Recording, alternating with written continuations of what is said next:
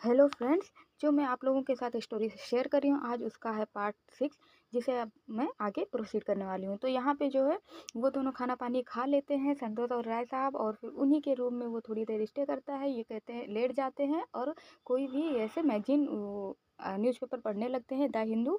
और इससे कहते हैं कि मेरी बहुत सारी किताबें पत्रिकाएँ यहाँ पे रखी हुई हैं, जो तुमको देखना है समझना है तुम भी देखो, और मैं थोड़ी देर लेट के मैं पेपर पढ़ता हूँ। और ये भी पढ़ने लगते हैं और फिर थोड़ी ही देर पढ़ने के बाद ये उससे कहते हैं कि चलो, अरे अब चलते हैं, तुम्हारे लिए रूम भी खोजना है, तुम्हें भी तैयारी करनी है, टाइम बर्बाद करने से कोई फ़ायदा नहीं है, और चलो कहीं देखते हैं तुम्हारे लिए रूम।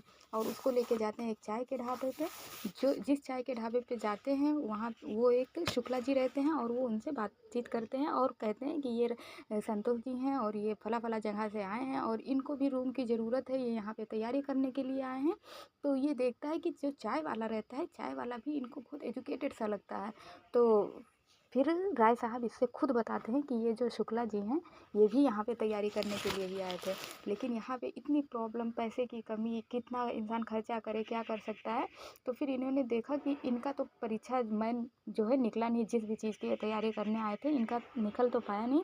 और इन्होंने नोट किया कि अब मैं क्या करूँ। बस इन्होंने जो है सोचा कि चलो मैं चाय की एक स्टॉल खोल लेता हूँ, और आज चाय की स्टॉल खोल लिए हैं। और अच्छा खासा 10-15 हज़ार तो इनके कहीं नहीं जाते, 15 हज़ार से कम तो ये महीने के कमाते ही नहीं हैं। और वो शुक्ला जी भी बहुत अच्छे थे, काफ़ी वो इम्प्रेस हुआ उनसे मिल के बातचीत करके।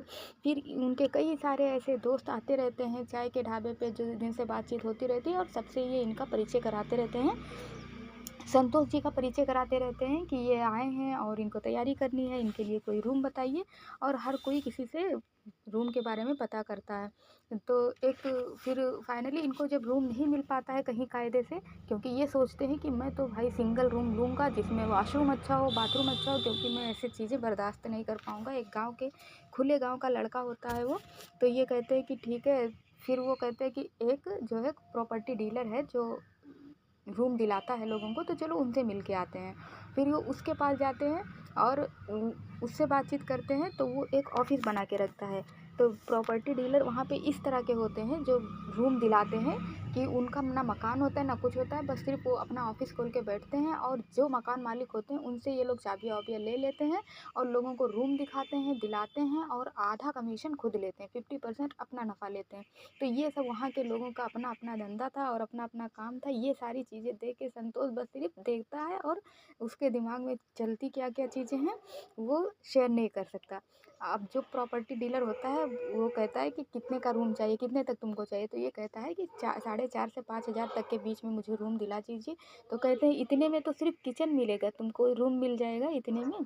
तो फिर वो कहते हैं अच्छा चलो ठीक है, मैं 4,500 का तुम्हें एक रूम दिलाता हूँ, लेकिन उसमें 8 लोग वॉशरूम शेयर करेंगे, 15 लोग बाथरूम शेयर करेंगे, इस तरह से बातें कहती है। तो वो कहता है चलिए दिखा दीजिए। जब वो वहाँ पे जाके देखता है तो उसको बिल्कुल नहीं पसंद आता है, गंदा सा रूम, और उसे बिल्कुल नहीं समझ में आता। वो कहता है नहीं भाई, मैं यहाँ पे नहीं रह सकता। तो जो प्रॉपर्टी डीलर रहता है इतना गुस्से में बोलता है कि फिर तुमको 11, 10, 12 हज़ार वाला रूम चाहिए क्या? तो स्टैंडर्ड रूम मिलेगा? तो वो कहता है हाँ, हमको अलग रूम चाहिए, सेपरेट रूम चाहिए। फिर इसको कई जगह पे रूम दिखाया जाता है, लेकिन इसे नहीं समझ में आता है। फिर यही राय साहब के एक और दोस्त रहते हैं जिनका नाम मनोहर रहता है। ये उनसे मिलते हैं और तीनों लोग अब जाते हैं इसके लिए रूम देखने के लिए, जैसा रियल लाइफ में होता होगा आप लोगों के साथ। कोई ज़रूरी नहीं है कि आप आईएएस की ही तैयारी करने गए हों, किसी भी चीज़ की तैयारी करने गए हों, रूम के लिए आपने ऐसे संघर्ष किया है, तो सेम बातें आप कहीं न कहीं ज़रूर रिलेट कर पाएँगे इस सब से।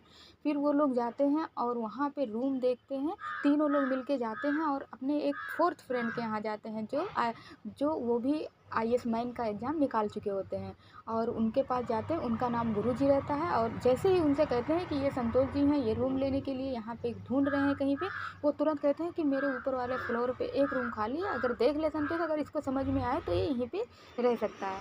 और वो जाता है वहाँ पे देखता है, तो उनको वो सोचता है कि हाँ, ये रूम भी ठीक है, साफ़ सफाई भी है यहाँ पे, और ये गुरुजी का साथ भी रहेगा, ये काफ़ी मैथ्स भी निकाल चुके हैं, काफ़ी पढ़े लिखे हैं, अच्छा नेचर भी लग रहा है। तो तुरंत संतोष हाँ कर देता है और कहता है कि ठीक है, मैं यहाँ पे रह सकता।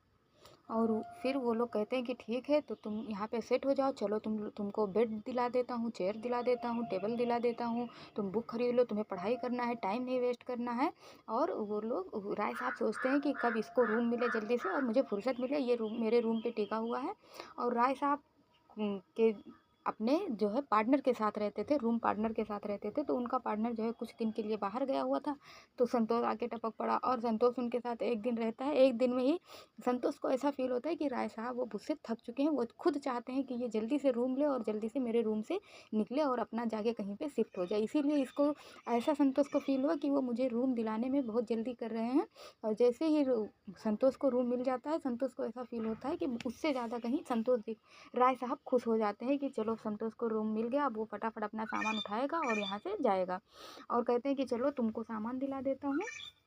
और ये मनोहर और राय साहब ये सब चले जाते हैं उसको छोड़ के और कहते हैं ठीक है कल आऊँगा और तुमको सामान दिला देता हूँ। ठीक है, फिर मिलते हैं इसके आगे के